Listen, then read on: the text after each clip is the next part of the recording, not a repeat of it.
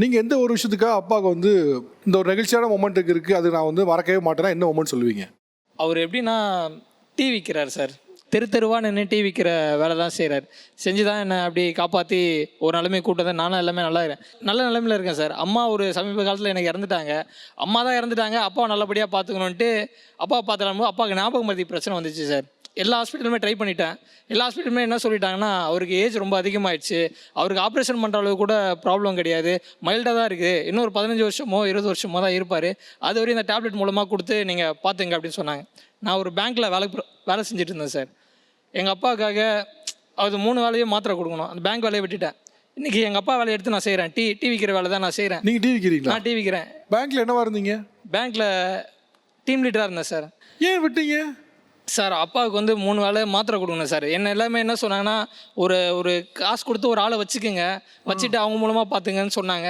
அம்மா இறந்துட்டாங்க, அவங்க எப்படி பார்த்துப்பாங்க? காசுக்கு வேலை செய்கிறவங்க எப்படி பார்த்துக்க போகிறாங்க? நான் பார்த்துக்கிற மாதிரி வருமா? இப்போ எப்படி அப்பா மேனேஜ் பண்ணுறீங்க சார்? இப்போ நான் டீ கொடுக்க போகும்போது அப்பா கூடவே பைக்லேயே உட்கார வச்சு கூப்பிட்டு போவோம் சார்.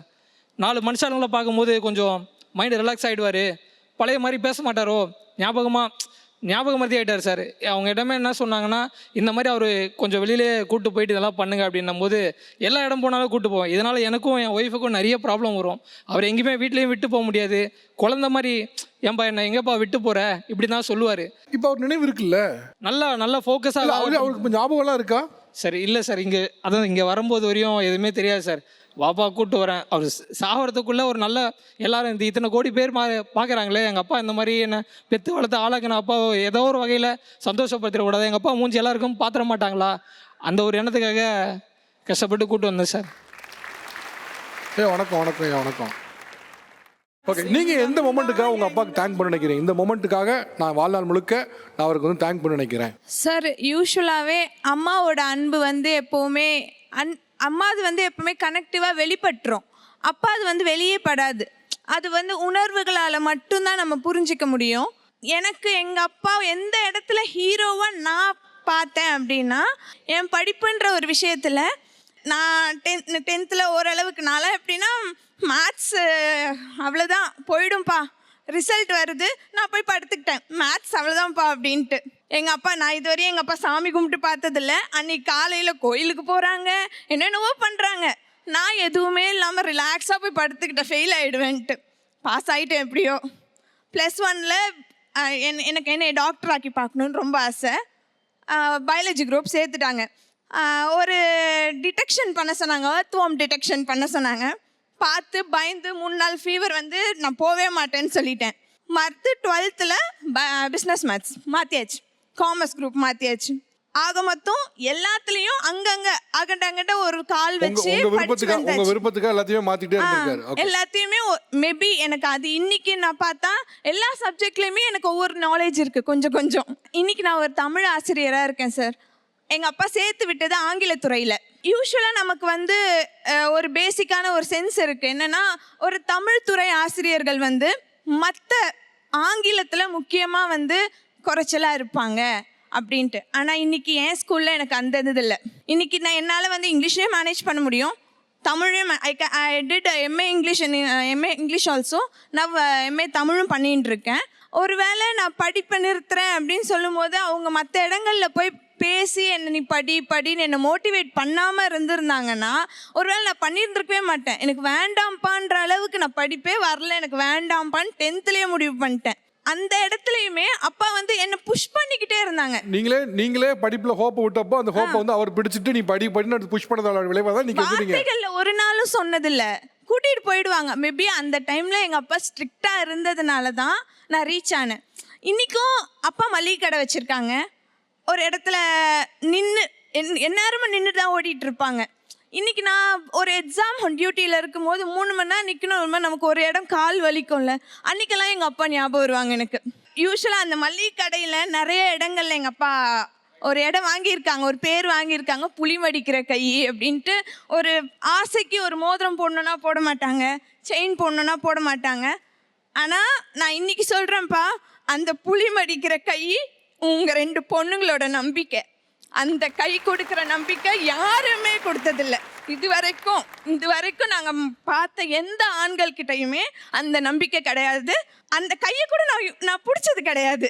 மோஸ்ட் ப்ராபப்ளி ஒரு 5th ஸ்டாண்டர்ட் படிக்கும் போது எங்கன்னா கூட்டிகிட்டு போனாங்கன்னா அப்பா நான் எப்படி பிடிப்பேன்னா சட்டையை தான் பிடிப்பேன். ஏன் அந்த டிஸ்டன்ஸில் இருந்துகிட்டே இருக்கீங்க? அது தெரியல, அந்த கனெக்டிவ் இல்லை. ஆனால் ஆசை, கனெக்ட் பண்ணிக்கணும்னு ஆசை.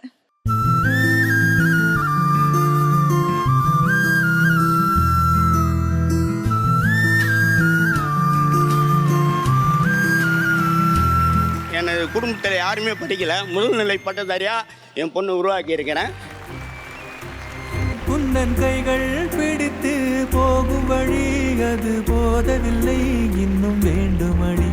ஸ்கூல்லையுமே கூட சின்ன பிள்ளைங்க ஃபிசிக்கல் டச்ன்றது எவ்வளோ முக்கியன்றது எனக்கு அன்னைக்கு உணர்ந்திருக்கேன். ஒரு குழந்தைய நீ ஹக் பண்ணும் போதோ இல்லை தட்டி கொடுக்கும் போதோ அந்த சின்ன 5 வயசு பருவத்திலேயே அந்த பிள்ளைங்களுக்கு வந்து அது தேவைப்படுது.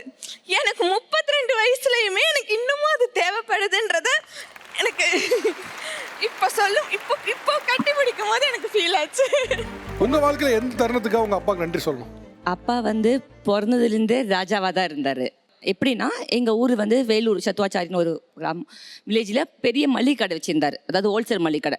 சென்னை டு ஹைவே வந்து ரோடு 4 வழியாக மாற்றினாங்க இல்லைங்களா. ஸோ அப்படி போகும்போது எங்கள் கடையை இடிச்சிட்டாங்க. கடை வீடு எல்லாமே போயிடுச்சு. ஸோ சின்ன வயசுலேருந்தே கடையில் இருந்து இதுலேயே ராஜாவாக வளர்ந்தவருக்கு கடை போயிடுச்சு. அதுக்கப்புறம் அவருக்கு என்ன பண்ணணும்னு தெரியாது. அவருக்கு தெரிஞ்சது எதுவும் படிக்கவும் இல்லை. ஏன்னா கடை இருக்குது, ஏன் பையன் படிக்கும், தாத்தா எந்த ஜாபுக்கு அப்போல்லாம் சென்ட்ரல் கவர்மெண்ட் ஜாப் நிறைய வாய்ப்புலாம் வந்துச்சு அப்பாவுக்கு. எங்கள் தாத்தா அப்போல்லாம் அனுப்பலை. நம்மளாம் பிஸ்னஸ் மேன்ரா அப்படின்னு சொல்லிட்டு கடையிலேயே வக்கஞ்சி கடையிலேயே கடையே இருந்துட்டார். அப்பாவுக்கு வேறு என்ன பண்ணணும்னு தெரியாது. எல்லாமே சோல்ட் அவுட். அவர் ஒரு செகண்ட் கூட யோசிக்கலை.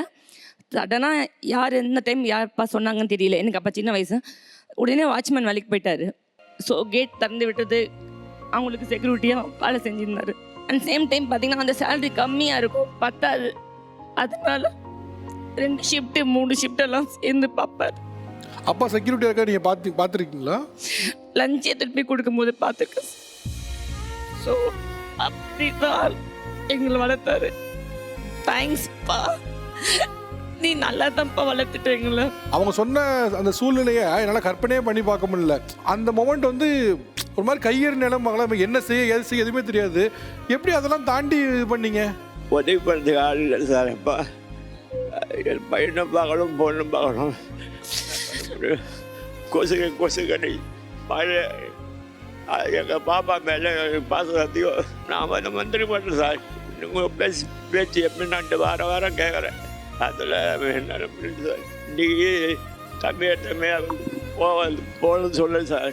இன்றைக்கி திருவண்ணாமலை போய் ஒரு சட்டி வாங்கிக்கிறேன் சார். இன்றைக்கி